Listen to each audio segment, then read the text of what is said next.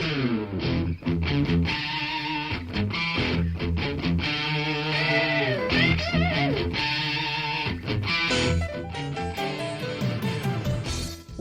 to Thriving Entrepreneur with your host, Steve Kidd, third-generation minister and 30-year business coach. Listen in as amazing, world-changing authors, speakers, and coaches share their struggles and victories. And hear from best-selling authors' insight into how you too can live your life as a thriving entrepreneur. This is Steve. Welcome to Thriving Entrepreneur. Thanks for being with me here today. I appreciate you so much. I'm so glad for the times that we get to be together and talk about things that'll help you live and work and love and thrive in all that you do in your life and business. Today, we want to talk about being money wise and having wise money. We all like money. Most of us want to have even a little bit more money, and we need to be money wise. And in order to do that, we need to know the wise ways to use our money. I've got 4 amazingly great guests that do some diverse things, but all of them are designed to help you live money wise and to use your money wisely. We want to use that so that you can be money wise and you can live as a thriving entrepreneur. So with that said, let's jump right into our first guest. We're going to have limited commercials, so we're going to jump into it and go for it this whole time. Here we go. Join me in welcoming Shauna, the Text Goddess. Thanks for being with us here today, Shauna. How are you doing? I am fantastic. Thank you so much for having me. Yeah, thanks for being here. So to begin with, tell us a little bit about you and how you show up in the world.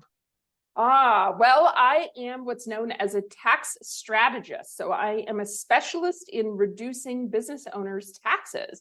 I'm in the top 1% in the country out of about 660,000 CPAs. And this year to date, we've saved a little over $843 million for our clients. So that's the fun bit of doing taxes, not the nasty side of having to pay them in the first place. The thing I always love about getting to talk to tax people, because I say this all the time, and then people are like, no, that's not real. I always say, there are the things that many people dread, hate, would never want to talk about, that there is somebody that just loves doing it. Absolutely. And I love it when I talk to tax people, because that's one of those that is really triggering for a lot of people. And yet I can hear in your voice, it's something that you just love doing. Oh, you're a sweetheart. Well, yeah, I actually started off in astrophysics of all things. And so numbers and I just get along really, really well. And after a few twists and turns in the path, ended up in the tax world, and I would not trade it for anything. I love teaching and I love educating and I love guiding. And so that's what I get to do all day. So that is so awesome. So just to be a little bit clearer, are you the person actually filling out people's tax forms, or what does your day look like? Oh, no. You talked about people that absolutely dread things. That is something I dread, filling out the day-to-day tax forms. No. So what we look at an individual's situation. So are you married? Do you have kids? What is your focus, right? Do you have businesses? Do you have rental properties? Do you have cryptocurrency? Are you trying to focus on retirement? Are you trying to buy a yacht? We had somebody buy a yacht. We've got somebody moving to Dubai next month. So really looking at what people's goals are, and then utilizing the tax code in the most effective and efficient way possible to reach whatever that goal is. So for example, if it's maximizing retirement, we might use a defined benefit plan or a cash balance plan. If it's buying the yacht, we might set up a charter company. If it's moving to Dubai, we might help set up a C corporation in Dubai to get the 10% tax rate. So completely depends on the person and what it is they're looking to do. But yeah, we're the farthest thing from filling out tax returns. And that's probably one of the most common questions that we get is, well, isn't what you do what my CPA does? No, we are like the third leg of a stool. You have the bookkeeper who does your day-to-day books, your CPA that prepares the tax returns, and the tax strategist that makes all the tweaks and modifications so that when your CPA does the tax returns, you're showing the bare minimum profit legally allowable by law. And we all, as entrepreneurs, absolutely love showing the bare minimum profit allowed by law, unless we're intending to buy a house at the time. There are ways even around that, Steve, but I agree with you 100%. If you need financing, you can either, of course, go the traditional bank route, or you can set up your own bank, which means you never have to rely on the mortgage companies ever again, which is even more fun. Yeah, well, that's cool. All right. Well, we're going to keep you around for that too, because there's a lot of us as entrepreneurs that it's like, I don't want to pay taxes, but I would like to, buy a house. Double-edged sword every time. Yep. Yeah, totally. So, just kind of start us off. There's so many things to teach, but for a person who has been doing their own taxes, they don't have a bookkeeper, they hate it, they avoid it, everybody. How do we start? What's step one that you teach people? Absolutely. Well, the very first thing, to be honest, is find the team, right? So if you hate doing it, that probably means that you take longer to do the work than someone who's a professional would, right? So yes, of course, that means you've got to pay a bookkeeper or pay a CPA. But if you're paying someone $1,000 to do your taxes and you can make $5,000 in the time it would have taken you to try to maybe do the tax return or maybe do that bookkeeping, it's worth every penny, right? So step one is outsourcing, making sure that you're finding the right team. Now, one of the most important questions that you can ask to all three of those professionals, your bookkeeper, your CPA, and your tax strategist, is what is their aggression level? And let me explain it from our perspective. So we ask every single new client this. The aggression level goes from 0 to 10. 0 meaning the IRS never calls you, never ever, unless it's a random audit, because of course that can happen, to a 10 meaning we're all going to jail. And so the most important question that you need to have the answer to in your mind is, well, where do you sit on that scale? Most entrepreneurs are sitting at a 7 or an 8. Which means, listen, I don't mind if the IRS calls me, but I want the backup, the proof, the documents, the court cases. I want to make sure that I'm not going to jail, right? That we're not doing Al Capone stuff, level 9, level 10, we're not going to jail. But I don't want to leave any money on the table. And what typically happens is as you're going through and you're interviewing a bookkeeper, bookkeepers are generally on the aggression scale 0 to 2, okay? A CPA, your regular standard CPA, is generally on the aggression scale. If you find a really good one, 3 to 4 to 5, maybe. Okay. It's the tax strategist's job to come in at a level, like, for example, I'm a level 8. So it's our job to match whatever level you are as an entrepreneur. So if you are a level 3, you want your bookkeeper, your CPA, and your tax strategist to all be coordinated at a level 3. If you're a level 8, at a minimum, you want your tax strategist to be a level 8. Your CPA can maybe be a 4, 5, 6, but they may not sign off on all of the strategies. So you might need to find a more aggressive CPA. And your bookkeeper is perfectly fine to stay at a level 0 to 3 to 4, because typically your CPA or your tax strategist can make any adjustments to the books as necessary. So interviewing and finding the right team of people is honestly step one. That makes a lot of sense.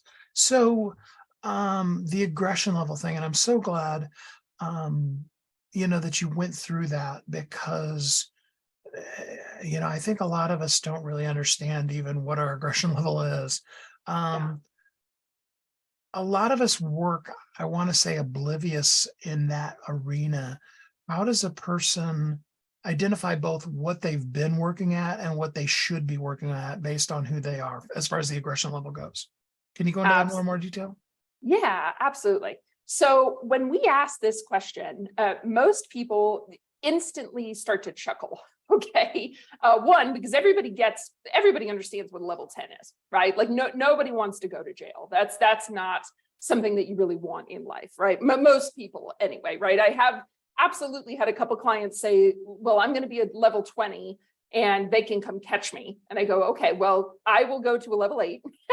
So that's, if you want to work with me, that's how high we're going. But so in order to determine where you have been, okay, what you need to be looking at is what kind of strategies, because most of this relates to strategy, right?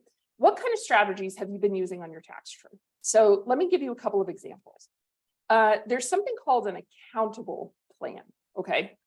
And an accountable plan in my world is a level 0. An accountable plan allows your business to take expenses for things that you as an owner paid for with personal money that were really on behalf of the business, okay? And most people have this, at least they're doing this all the time. They have a home office that they're writing off, right? You're paying your mortgage or your rent personally, but the business is getting a write-off for it. Maybe you have a personal vehicle that you're driving for business purposes. You're writing off mileage, okay? An accountable plan should be a level 0 strategy. But the piece that many CPAs miss is that an accountable plan is not just taking the deduction. An accountable plan is actually a physical document, a physical plan, right? Even, I guess, a PDF would count, but a physical plan in writing. It's a set of rules that you follow with relation to the accountable plan deductions.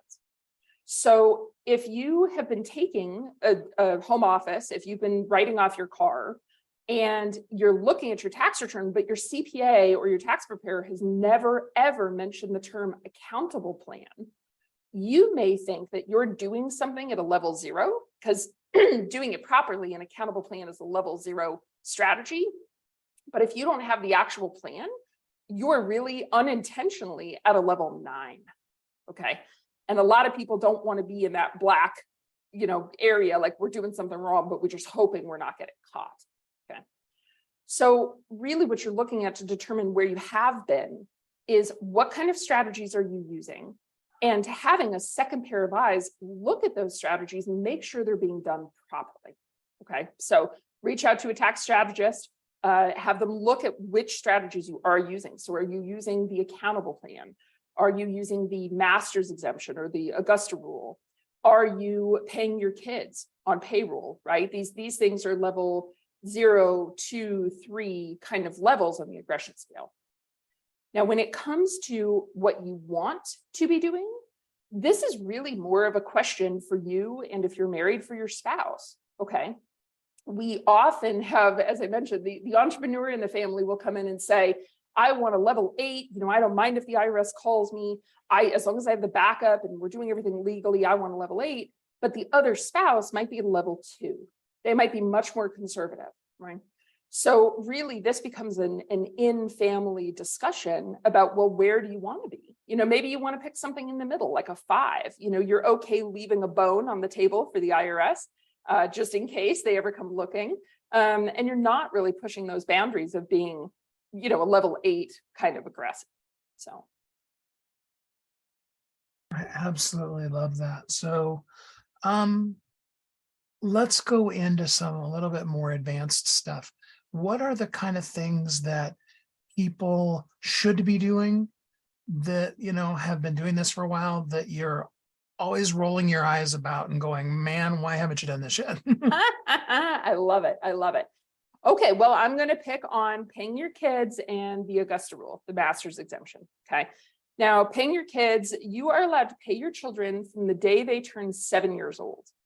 And effectively, you can pay them this year, 2023, you can pay them a little under $20,000 each, and none of that money is taxable. So it's a deduction for your business, and it's not taxable to the child. So really, I'll give you the perfect example. I've got a client with 10 children, 10 of them, and 7 of the 10 are above 7 years old. Okay. So every single year, she's taking approximately 20,000 times 7 kids. She's taking $140,000 tax deduction against her business income every year. Completely legal, completely above board. So it's one of the areas that I see, especially, people with kids, nobody told them, nobody explained it to them. They're certainly not doing it. And that money to the children is allowed to pay for anything that is not a parental duty. So not food, clothing, and shelter. You can't charge your kids rent for living in your house, right? But a lot of kids are doing a lot of other things. So after school activities, maybe they want an iPad. At 16, they want a car. They need insurance for the car, cell phone bills, these kinds of things. So the money that you pay to the children, you can either put it aside, put it into investments, grow it without the kids even really realizing that it's there, get a nice little nest egg started for the little ones, right? Or you can use it. Some of my parents use it in replacement of allowance, right? If you get straight A's, I'll help you buy a car. Well, that's really coming from the income that they've already paid the kid that's sitting in a savings account for the child. So paying your kids is one of the first ones. And then the master's exemption is probably my personal favorite. All right. What it allows you to do is 14 days. If you own your home, so this one doesn't work if you're renting, but if you own your home, even if it has a mortgage, you are allowed to rent your home to your business for up to 14 days a year. And whatever the rental income is from that rent is 100% tax-free. So depending on where you live, depending on the size of your home, depending on the business event that you're, paying the rent for, these kinds of things, the smallest amount of rent I've ever seen anywhere in the country, and we service all 50 states, was about $500. So 14 times 500, we're looking at a $7,000 deduction on your tax return.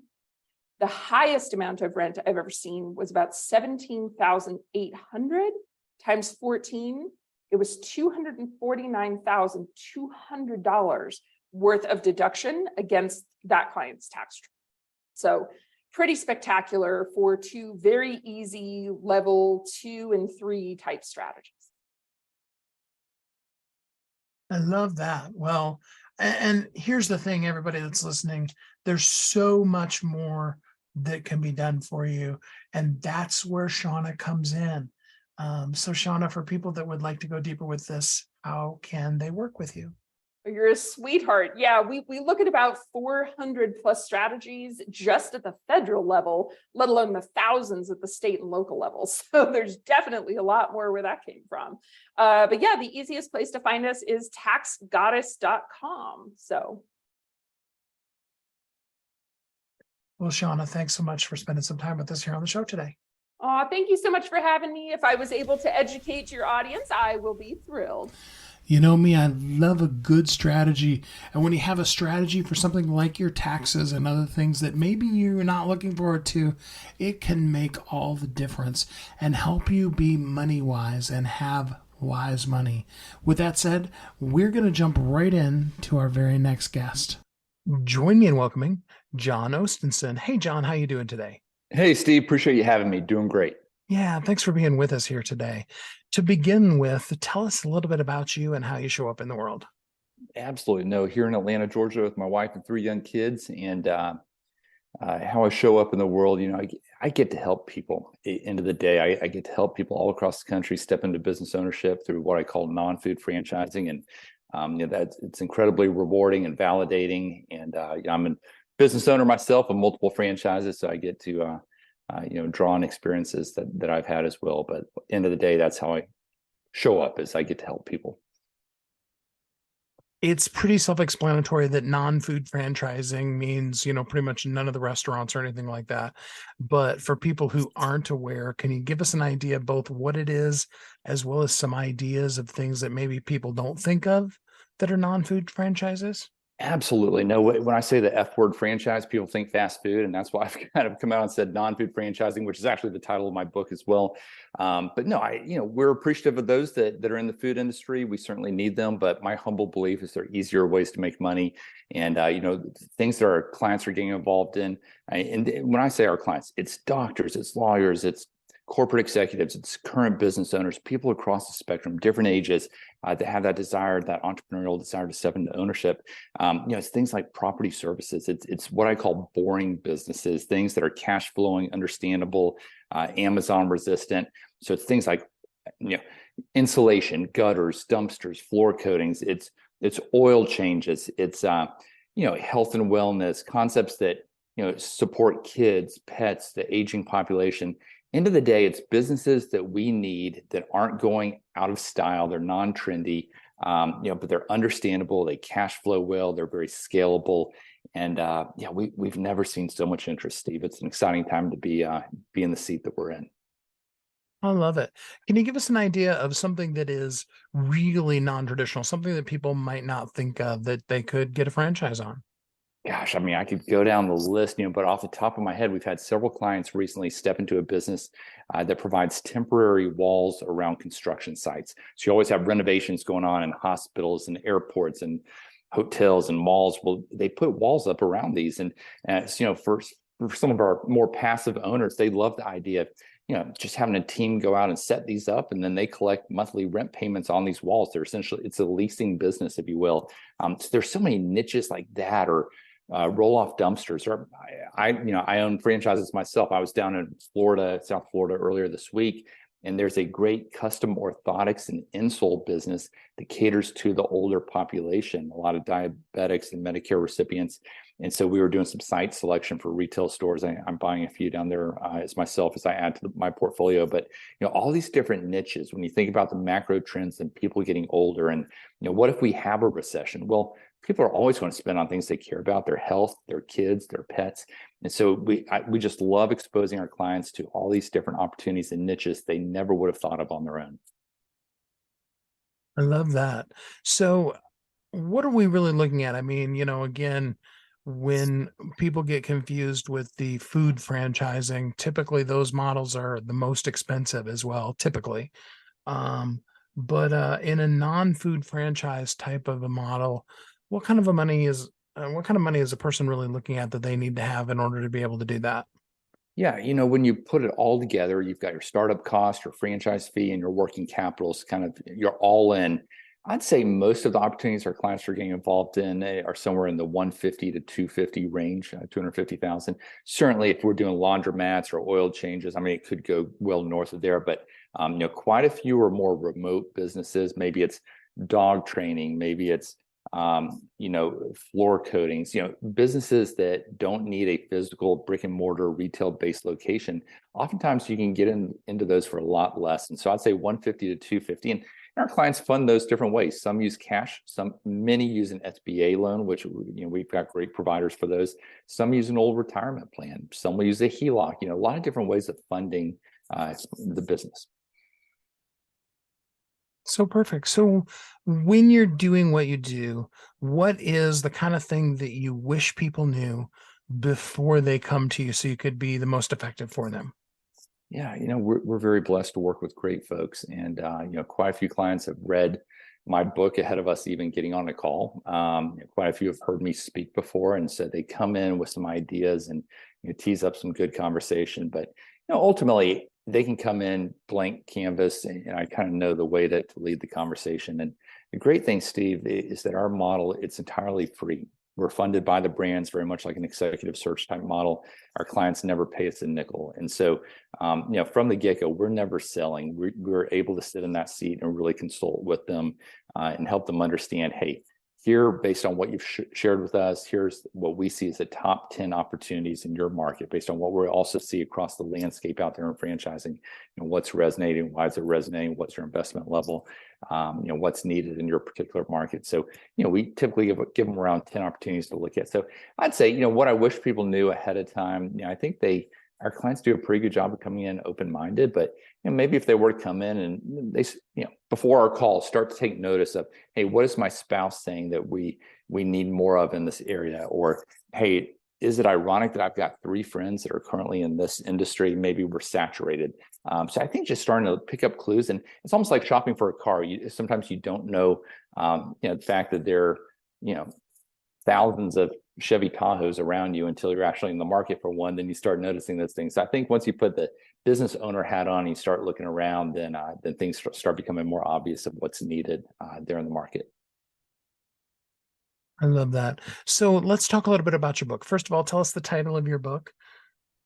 Yeah, the book is called Non-Food Franchising, and it's the better path to business ownership. And it's just been my experience, Steve. I've spent many years in the corporate world, but then I had that transition into franchising on the franchisor side, where I served as president of Shelf Genie franchise system and had the opportunity to support franchisees across North America. And I saw firsthand the power of the framework and just following the system, and how it brought together people from a lot of different backgrounds and made them successful business owners. If they were disciplined and willing to execute kind of the playbook that we laid out, they found community with other franchisees. So I pull on that experience as well as the many that I've had as a franchisee myself and clients of ours. I mean, we've been very blessed. The last couple of years, no one in the country does more placements than we do. And as a result, we get to see what is resonating, what do people get excited about, what are they coming back and buying more of. And so in the book, it's an easy read, about 95 pages, but I put together really A to Z. Here's how to think about it. Here's the financials. Here are the types of industries. Here are the types of ownership styles. We get into the legal aspects. We get into just strategies, long-term strategies.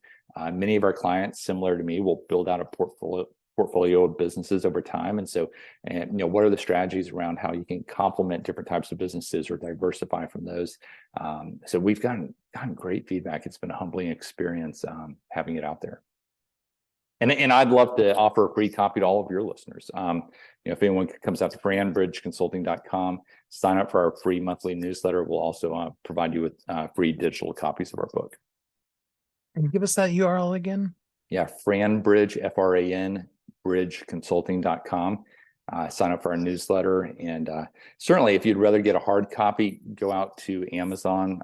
They're fairly reasonably priced, and all profits go to a great charity that we support, Hope International, that's supporting entrepreneurs all around the world in some really neat ways. My son and I have been on a mission trip with this organization, and we just think very highly of them. So certainly, if you want to donate to a good cause, go buy it online. But otherwise, we'd be happy to share a free digital copy if you come out to our website. Well, I love that. Thank you very much.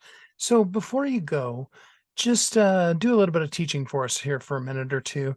Give us some ideas of why we should consider the possibility of, the next thing or the thing that we add to, whatever it is a franchise. Yeah, and I'll start by saying franchising is not right for everyone. There's some that are too entrepreneurial that have to put their thumbprints all over it. And I do have to give that feedback from time to time.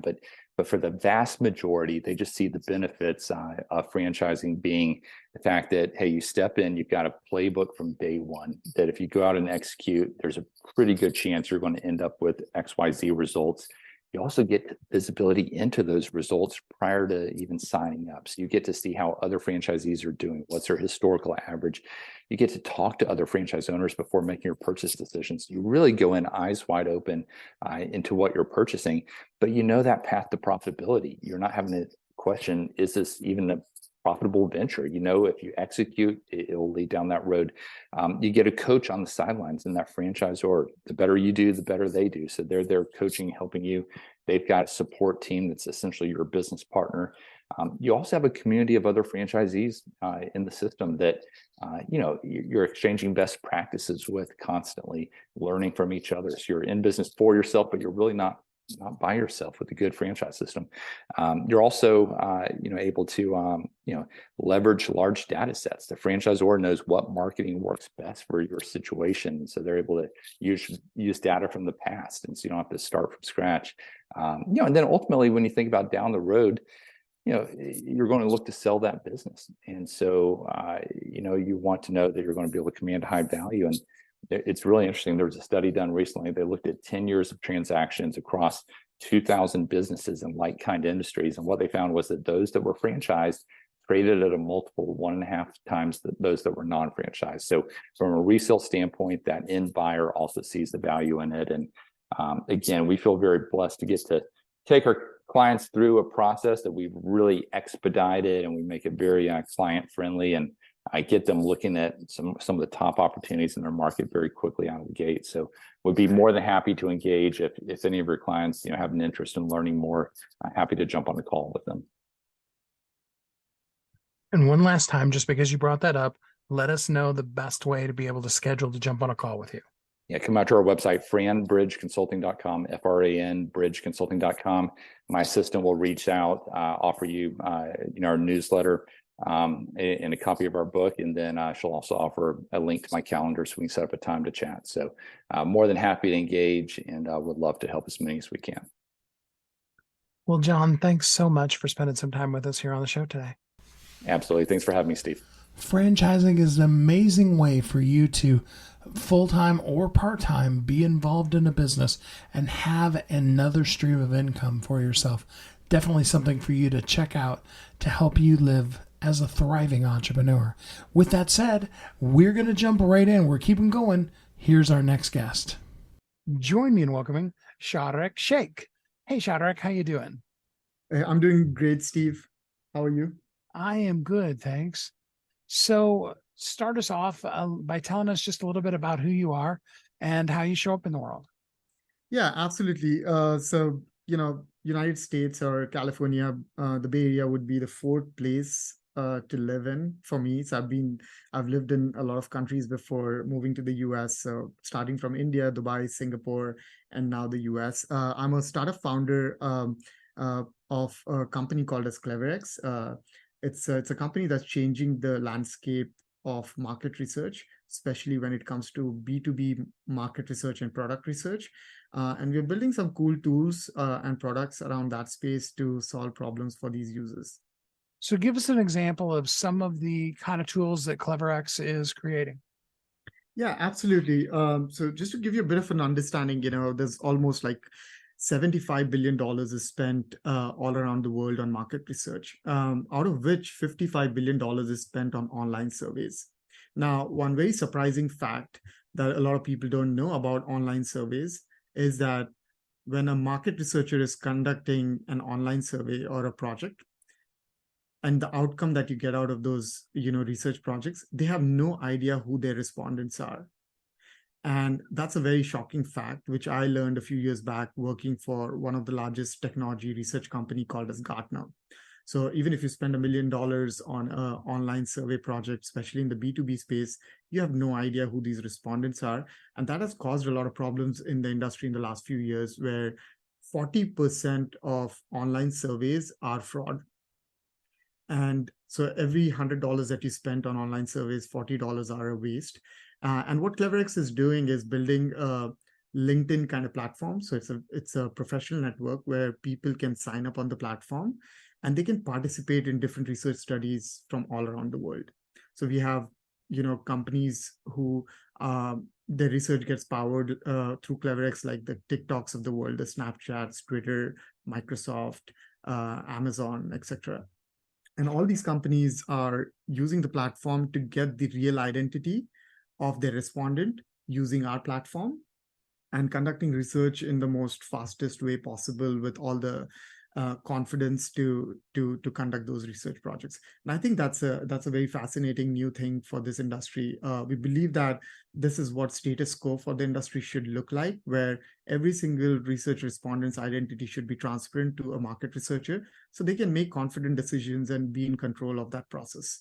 And I think we've been pretty successful doing that. In the last year alone, we grew almost 6 times in terms of revenues. And that's a testament to the fact that people appreciate what we're building for them. And if I heard you correctly, you said 40% or more of the surveys that are out there these days are, not real, basically. Yeah. So it sounds funny, but there are people out in the world whose sole job is to take up surveys. It doesn't matter what kind of survey it is. And it's become like a black market or an industry in itself, because people know that your identity is not going to be released because of GDPR or privacy laws. And they just take up surveys and make money on it. And that's not a great way to, get research work done, because the people who are taking up those surveys are actually not the relevant people who should be taking up those surveys. Yeah, absolutely. So other than, or even with going to your company, what are some of the kind of things that people should be asking of a company doing surveys or using their product that does a survey for them before just, starting and putting out a survey in the world? Yeah, great question. So we always get this question especially from startups, who are trying to conduct market research for the first time, to either find product market fit or just get understanding of their, from their prospective customers who would buy their product in the future. There are 2 types of research, I would try to categorize it in two ways. One being asynchronous research, and the other one being synchronous research. So asynchronous research is something like an online survey, which means that you can put it out there and try to ask 100 people to take part in an online survey and get a collective intelligence on a particular topic. So if you want to get collective intelligence for a similar kind of people or personas in the business world, an online survey would be a good way to start off that process. When you want to go deeper onto a topic, to learn specific things on a topic, and have a free flow conversation, just like we are having right now on the podcast, we always recommend our customers to do qualitative research, which is like doing one-to-one video calls or focus groups with senior business professionals to get deep dive on their very individual experience and their opinions on that particular topic. So it depends what your goal is when you're trying to do market research for being a large enterprise or a startup, and figuring out what makes more sense for you. Do you want to get that collective intelligence through a programmatic, very structured way of doing online surveys? Or do you want to have a free flow conversation with one individual at a time and go deeper on a particular topic? So I think that would be the first step I would recommend to people who are trying to conduct research before even diving into or choosing a method of how to do research, because that matters. The context matters a lot. So when a person comes to you, when do you like to have them come? Would you prefer that they've used other products, or would you prefer that somebody is just getting ready to take a foray into surveys and come to you right off the bat? What's ideal for you guys? Yeah, I think, more than what's ideal for us, we always like to think what's ideal for our customer base. In our view, I think people who are trying to explore a particular topic or an industry to go deep dive into it, they should always consider doing secondary research using public data that's available all around the world. So a small example would be, using something like a chat GPT to get a summary on a particular topic or an industry, just to understand what's really going on there.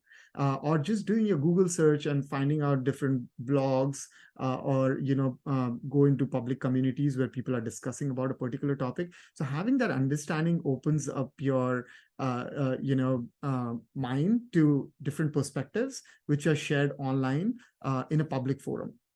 Once you have that, then it's a good way to go deeper into very proprietary and private data, which is where I think we come in, because we give access to thousands of senior business professionals in different industries through our platform, just like you would do it on LinkedIn. But the ability to work with these people in a trusted way and getting that proprietary data or insights which are not publicly available is where we come in as a platform. I love that. So I'm assuming that then with that, you have the whole marketing piece of getting the folks from out in the wide world into, the specific network, if you will, for the individual entrepreneur. Yeah, absolutely. So see, the industry has been there for a long time, and LinkedIn was the primary source for market researchers to connect with their research respondents. But the challenge in the last few years with LinkedIn is the amount of spam that we get. And the second problem is LinkedIn doesn't have a monetization mechanism. What do I mean by that? So if I have to reach out to you, Steve, and you are, we both are strangers to each other, I'm willing to pay you the money to participate in an online survey, let's say $100 for your time, 15 to 20 minutes of your time. You still cannot trust me if you're going to get paid after you participate in that survey. And that leaves a huge vacuum in the industry. So even if two people want to transact knowledge or insights to money, the trust mechanism or the monetization mechanism doesn't exist. So what these individuals or professionals are doing, they're signing up on our platform, creating their profile, they're importing their LinkedIn data into our platform. So they have a profile where market researchers, product researchers, startup entrepreneurs, or even big enterprises can reach out to them directly in a trusted environment. So they know that they're guaranteed to get paid when they participate into a research project through CleverX. And that makes it super easy for them. So they can be on their dining table, having a meal with their families or loved ones and still take up a 15-20 minute survey and make $100 out of it. And I think that's very valuable to a researcher as well, because they don't have to hunt for people on LinkedIn and convince strangers to participate in research. A small metric is if you send 20 emails on LinkedIn, you will get one acknowledgement back. And that acknowledgement doesn't mean it's a positive, response. It could be a positive or a negative. So that's a very small percentage of people getting back to you because of those trust or spam issues. And I think that's the problem we are solving here on our platform. I really love that. So for folks that want to use your service, how do they get in contact with you? Yeah, if someone wants to join the platform to be a research participant, it's very easy. You go on our platform, which is cleverx.com, sign up for free. And I promise for all our users, which is now 10,000 plus, senior business professionals, it's always going to be free to be on the platform. For market researchers who want to work with these, individuals and conduct research on them, you can actually sign up for free as well and search for people, connect with them through chat or messaging feature into our platform. And you can even conduct your online surveys or do video calls through our platform right away. But I'm happy to answer anyone's questions. If someone wants to reach out to me, usually I'm available on LinkedIn most of the time. And they can reach out to me through LinkedIn or Twitter, and we can go from there. Well, just before we go, give us some words of encouragement about how effective the surveys and all of that can be for a person's business. Yeah, absolutely. I think, time is a good testament to it. This industry has grown, 2x in the last 8 years alone. And there's a reason for it. Companies who have access to unique proprietary insights tend to perform better. Just because certain things more than your competitors, or you want to even create a category defining or an innovative product or a service, having that information from people who are either going to buy it from you in the future or who understand that space for the last few decades is an extraordinary thing. I do not even think that money can equate to that knowledge or insight, because multi-billion-dollar decisions could be made based on just a 10-minute conversation of getting that golden nugget to make those important decisions. But I think a lot of companies are understanding it, be it startups to either find product market fit or even large enterprises to get unique competitive edge. They're trying to figure out these things. And I think every company, when it's trying to produce a new a product or a service, should try to do a detailed market research project before they really dive into it or put a line of code into their product. Well, I love that.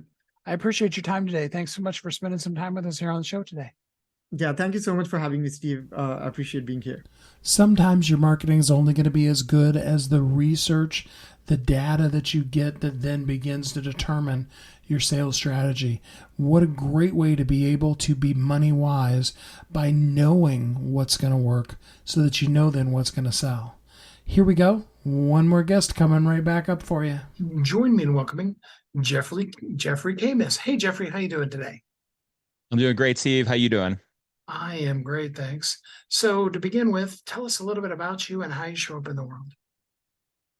Well, I guess the way I'd be defined as an entrepreneur, I've had a bunch of different businesses. I started when I was always involved in sports. When I was in my 20s, I started one of the very first fantasy sports sites called Dr. Sat's Fantasy Sports, which was a great business for me that I ran for 18 years, and I was doing player evaluations. Come now, many years later, I'm involved in sports betting and gaming funds, which is essentially an investment vehicle, an exchange-traded fund that trades on NASDAQ, that gets people exposure in a diversified way to the growing gaming and sports betting kind of thing that's going on all over the world, but more specifically, over 30 plus states in the United States now. All right. So normally when you think about gambling related things, there's that disclaimer that says, these should not be played for investment purposes. So please explain to us the investment aspect of what you do. Right. So this isn't like you're investing in a bet. This is a bet on the companies that are in the industry. So like, for example, a lot of these are some of these companies, people have known for years, something like Caesars or MGM or a company like Boyd's that's been around or Wynn. Now, those are always, those are companies that are publicly traded on the stock market. So what this fund does essentially it's a basket of these companies. And there's a lot of newer companies too that people may know or they may not know, but there's a company like Flutter. They own the company FanDuel, which more people in the United States are more familiar with. They're a London and Ireland based company. Or there's, of course, DraftKings, which people know if they play fantasy sports or they've seen any kind of sporting event because their advertisements are very common, ubiquitous. And so what this is essentially you can participate in an investment in these sports betting and gaming stocks. The CAGR in this space is about 15% annually. And so what this does is it gives you a chance to invest in a growing industry in the companies, not in bets, not like in a bet like, hey, we want to bet on the Lakers game or something like that, but in the companies that actually grow and are building and growing in revenue because of the kind of the broad expansion of this industry. So there's the old saying that says the house always wins. So in this case, you get a chance to be essentially part of the house. Yeah, in a way, that's kind of like I always tell people, hey, if you like, the old adage in investment is invest in what you know or things you like. And if you're somebody who takes part maybe in sports betting and you enjoy it, maybe it's like a hedge for you. So yeah, maybe you don't make money there, but if you really like it and you like this industry, knowing it's growing so much, you get a chance to invest in it as well. So that is kind of like a hedge. So for people who are unfamiliar with the sports betting industry, give us some examples of some things that have changed. I think a lot of people have probably watched too much TV and they're thinking about bookies and, if you don't pay it, somebody's going to come and break your legs and things like that. So give us an idea of what the industry is really like these days. Right. Well, we've had massive technological transformation. And what it really is now is many people, of course, you can still go to Las Vegas or Atlantic City or places like that, but many local communities now have casinos. Chicago has casinos and places you can bet, not just on the Indian reservations, but it's legalized there. And essentially what it is it's done by professional companies that are, licensed by the, SEC. They're publicly traded. These companies have regulations and compliance issues. And of course, it's not like the old days where you see somebody in the back room. There still are those people, but this isn't what this is about. This is more about investing in real companies that are traded on the stock market that, in legitimate business ventures. And when you start talking about companies like Harrah's and Caesars and even some of the online sports betting ones that you mentioned. These are huge companies. They're multi-billion-dollar companies. So it isn't like, somebody saying, hey, me and my brother got together and we're creating this company. We're talking about some of the largest companies in the world, really, aren't we? Yeah, sure. And if you bring up a company like in this industry, you have different people in the ecosystem, but let's go one company that's been around for a long time, Las Vegas Sands. That's a $50 billion plus company. Probably has a little more valuation left, market cap left in it, but these are large companies like Las Vegas Sands. Wynn, of course, is also a very large company. These are, that's a 12 or $13 billion company. And a lot of these companies have operations all over the world, whether it's in the Philippines or in different places in Malaysia, Singapore, or China, or Hong Kong, or Macau. And so, yeah, these are global companies. There are also a lot of upstart companies that, we just saw in the industry in the last couple of weeks. We've had like 3 or 4 acquisitions. And so what happens is there will be smaller players. One of the reasons I think investing in a diversified ETF makes so much sense is single stocks pose more risk. These can run up really hot and then they can get really cold. But in a portfolio where you have 30 or 40 holdings, you're going to get exposure to an industry that's growing without taking single stock risk.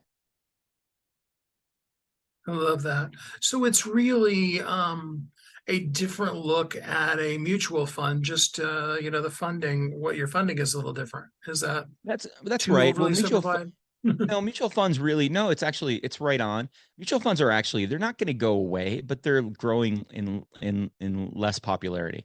They're they're declining in popularity. They're part of a lot of people's IRAs and your investment vehicles, and that's the way it was set up. But ETFs are more like where you can exchange, where you can trade on the exchange.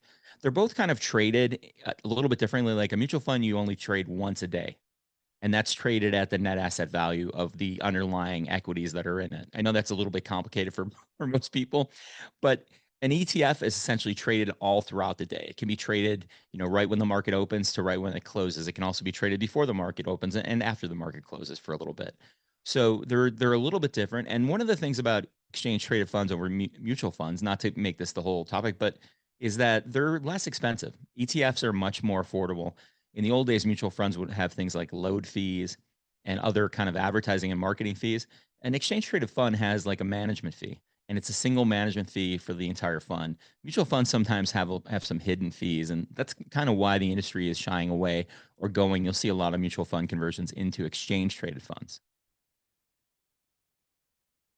I love it. That's a really brilliant investment strategy. So, give us some ideas of what the typical person starting out, it's maybe even their first investment, first time doing this for sure. What legitimately should a person do? I mean, are we talking tens of thousands or $5 or, what's legit? Well, let me give you an example. I have two young, not young, they're men now, they're 23 and 22, but I have two boys who, I want them to just take advantage of something like a Roth IRA, which means that they can essentially get taxed on money that they put away now, but later as it grows, they'll only be taxed, a certain amount when they take it out. And that's a better savings, especially when you're not making a lot of money or you're starting out building your wealth. Roth IRAs go up every year, so it's somebody like under $100,000 a year can take advantage of a Roth IRA. And in a holding or in a portfolio like that, if you have $50 or $100, that's a good place to start. Maybe with biweekly or bi-monthly withdrawals from your checking account where you put in $25. And that's the thing about, I just for an investing tip overall is just, take advantage of this compounding concept because it's real. Don't only compound money, but compound knowledge in your life too. That's actually somebody told me that. And I always say it to other people now because I think it's so smart, because we're here learning every day. And you think of yourself as like a sponge. And the day you die, your sponge will be so heavy because of all the knowledge you've compounded. It's kind of a neat thing to think about. But I would say whatever you can afford is what you should invest. But it's good to take it out of your paycheck. You don't see it, do a regular kind of draw. And then really simple investments for when you're starting might be just the index fund, like get some exposure to the S&P 500. When you're younger, you might want to take more risk by being in something like the triple Qs, which is a little more the tech stocks. But that you have to kind of define on your own. But really, ETFs are great for young investors, for new investors, because they get exposure to the market. And again, getting away from single stock risks is a good thing to do, because a fund like this fund, the iBet Sports Betting and Gaming Fund, gets you diversified exposure. So you get exposure to, like in this case, my fund has global stocks, things that are really kind of hard to buy. So we have stocks that are traded in Hong Kong. We have Swedish stocks, London stocks, Australian stocks. To do that on your own, it's really costly because most times you're only going to be able to buy like ADRs, which are depository receipts, which they don't trade exactly the same as a stock where you have the position and you actually are entitled to the company. ADRs are a little bit different. It's a more complex topic, but yeah, I would just say start small, try to invest in a regular way, throughout time, like over time, because then you'll get the compounding and dollar cost averaging impact. And that's pretty much the simplest way to start. For somebody that's not familiar with the power of compounding interest, give us an idea where a person, that's in their mid-20s who puts away, say $50 every other week or a month or whatever, give them an idea of just how much that can actually compound into by the time they're 65 and ready to retire. Steve, I wish I had this chart right now, but I do one every now and then, and it's something like I start with something like 20,000 at the age of like 20 some, like 24 or 25. So say you start with like 20,000, and let's say you put I think the numbers that I did, it was something like 1,000 a month or 500 a month. You could end up with quite a bunch of money at 65, over upwards of $1 million to $1.5 million. And I don't have those figures on me. And that's taking the average rate of return of the market, which is somewhere between 6 and 8%. Generally, in really good markets, you can count on 7 or 8. We haven't had that the last couple of years. But over time, what you do in the market is by staying there, you get the general compounding kind of number that usually returns, which is 6 or 8%. So, that could be, you can have upwards of $1 million. And there's a book that I like. I have a lot of clients that are teachers. My mom was a teacher. My brother and sister both had their education credentials. And there's a book called The Millionaire Next Door. And it's really about somebody who was very wise about their money. And teachers tend to be very frugal. Not that they don't spend and have nice lives, but they tend to be smart about their money because, they're kind of on a set income. And so a lot of these teachers have $1 million saved by the time they retire. And it's by putting away money, being really smart with it, and investing over time.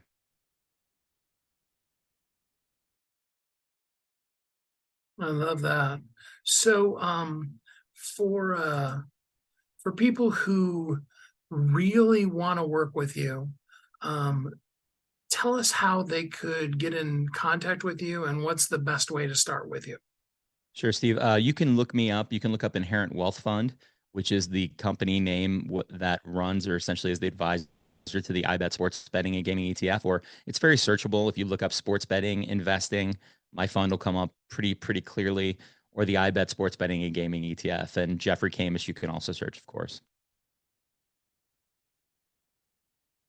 Well, before we go, Jeffrey, give us some words of encouragement about why now would be a good time to invest specifically in this kind of a way. Well, what it is I think when people get afraid, a good time to actually think about doing something, and it's called When There's Blood in the Streets. And the best money is made a lot of times when everyone else is afraid to go in. And the reality is this is when people like Warren Buffett start buying because they know that the market's going to turn around and they're long investors.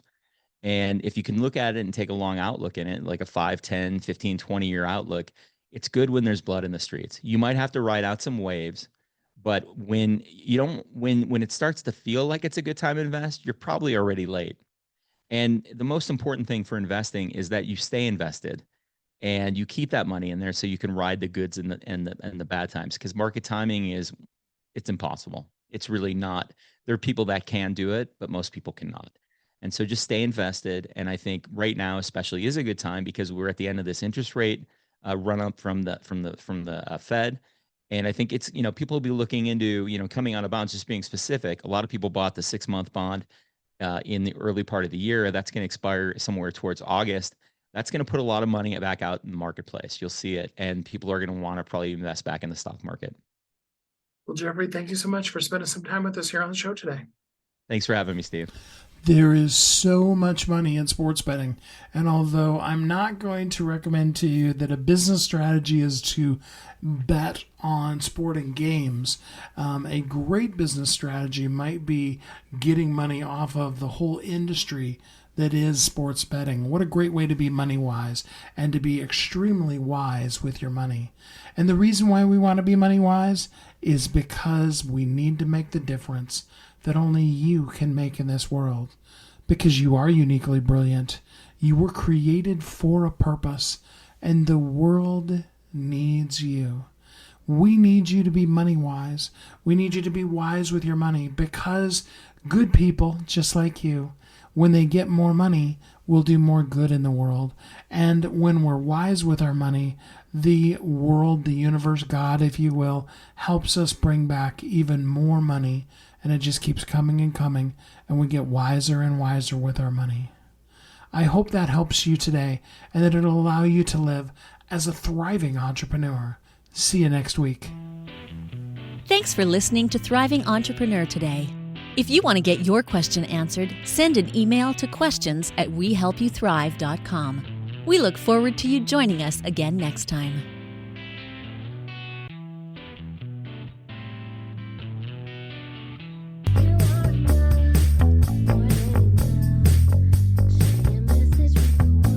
If you're an author who's on a mission, stand out with your brand out.